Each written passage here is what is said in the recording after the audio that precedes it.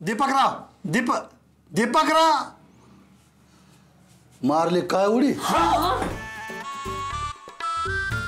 ओ दीपकराव नाही, आता मी नाही जगू शकणार. मी आता उडी मारणार. नाही पप्पा नाही.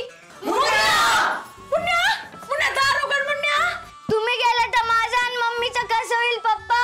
नाही पप्पा नाही. तुला सांगते दार उघडा. मुन्या नको उघडू दार, नाहीतर मी उडी मारा ना. मुन्या तुला सांगते दार उघड. मुन्या अगं मम्मी कसं उघडू दार? नाही पप्पा उडी मारतील ना. दीपकराव ओ जावई बापू असं नका करू, असं नका करू. अहो तुमच्या जीवाचं बरं वाईट झालं तर आम्ही लोकांना कसं तोंड दाखव, लोकांना काय सांगाव? सांगा त्यांना पतंग काढायला गेले आणि पाय घसरून पडले म्हणून. हे सांगू शकतो आपण. असं कसं सांगू शकतो ना आपण? तू गपे.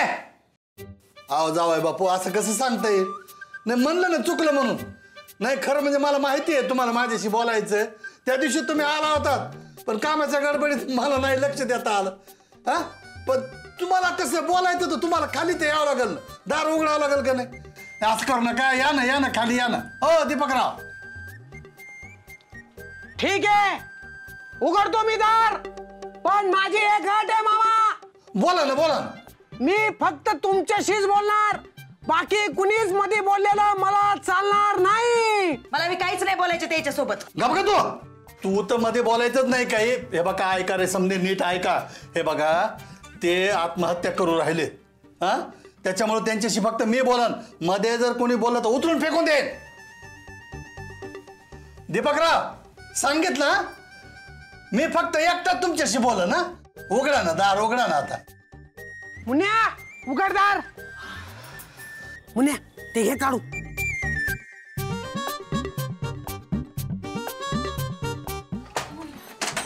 दाजी मामा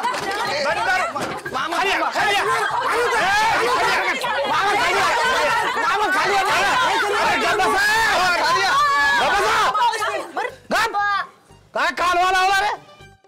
मी बोलायचं ठरलं ना. गप्पा बघ सगळे. जावय बापू. हो दीपकराव या ना खाली, या ना खाली. चुकलं असत बाबा. हे बघा हात जोडतो, मग तोंडात मारून घेऊ का? हे बघा आपण तुम्ही काय तोंडात मारून घेऊ राहिले? मग तुलाच हाणीन एक.